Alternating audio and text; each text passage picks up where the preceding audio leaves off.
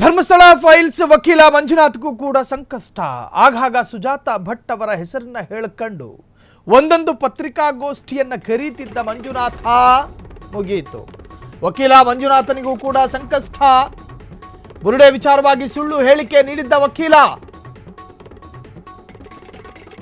Point number 1ರಲ್ಲಿ 2 ಹೆಣ, hotel manual ತರ ಇತ್ತು.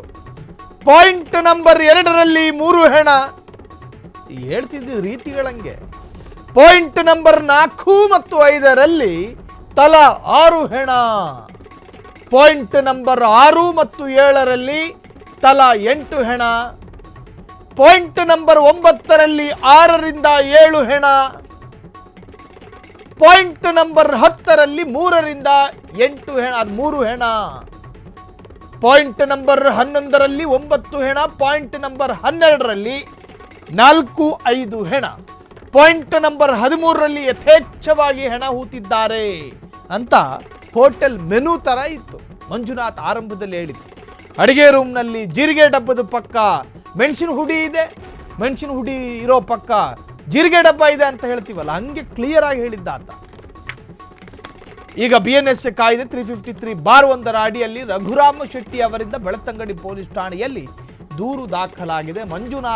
ಮಂಜುನಾಥನೇ ಕಾಪಾಡಬೇಕು. ಧರ್ಮಸ್ಥಳ ಫೈಲ್ಸ್ ವಕೀಲ ಮಂಜುನಾಥನಿಗೂ ಕೂಡ ಸಂಕಷ್ಟ. ಅವನ್ಯಾವನೋ ಮುಖ ಮುಚ್ಕೊಂಡು ಬರೀ ಮೂಗ್ ತೋರಿಸ್ಕೊಂಡು ಬಂದು ಇಡೀ ಊರ್ನ ಗಂಡಾಂತರಕ್ಕೆ ಸಿಕ್ಕಾಕಿಸ್ದ. ಭೀಮಾ, ಇತ್ತೀಚೆಗೊಂದು ಭೀಮಾ ಸಿನಿಮಾದಲ್ಲಿ ಒಂದು ಹಾಡು ರಿಲೀಸ್ ಆಯಿತು. ಅದನ್ನು ರೀಲ್ಸಿಗೆ ಹಾಕೊಳ್ಳೋದು ಬೇರೆ, ಈತ ನಡೆದಾಡೋಂಥ ವಿಡಿಯೋನ ಇಟ್ಕೊಂಡು ಓಡಿ ಬಾ ಮಗನೇ ಭೀಮಾ ಅಂತ ಎಲ್ಲರನ್ನೂ ಓಡಿಸ್ಬಿಟ್ಟ. ಅದು ಏನು ಸೌಜನ್ಯ ಹೋರಾಟಗಾರರಿಗೂ ಸಂಕಷ್ಟ, ಆಮೇಲೆ ಸುಜಾತ ಭಟ್ ವಕೀಲನಿಗೂ ಸಂಕಷ್ಟ, ಅವನ್ಯಾವನೋ MD ಸಮೀರ್ಗೂ ಸಂಕಷ್ಟ. ತಿಮರೋಡಿಗೆ ಈಗ 3 ಗಂಟೆಯಲ್ಲಿ ಅವರ ಭವಿಷ್ಯ ನಿರ್ಧಾರ ಆಗುತ್ತೆ, ಜಾಮೀನು ನಿರ್ಧಾರ.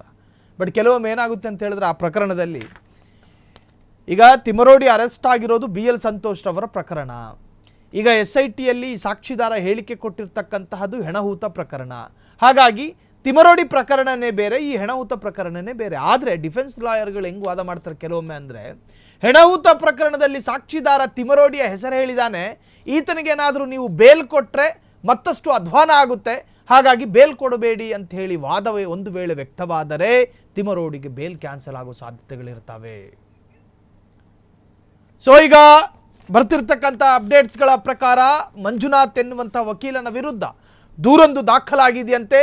ಬುರುಡೆ ವಿಚಾರವಾಗಿ ಸುಳ್ಳು ಹೇಳಿಕೆ ನೀಡಿದ್ದ ವಕೀಲ್ ಪಾಯಿಂಟ್ ನಂಬರ್ 1ರಲ್ಲಿ 2 ಹೆಣ, ಹಿಂಗೆ ಹೋಟೆಲ್ ಮೆನು ಥರ ಹೆಣಗಳ ಪಾಯಿಂಟ್ಗಳನ್ನು ಅಥವಾ ಹೆಣಗಳ ಸಂಖ್ಯೆಗಳನ್ನು ಹೇಳ್ಕೊಂಡಿದ್ದ.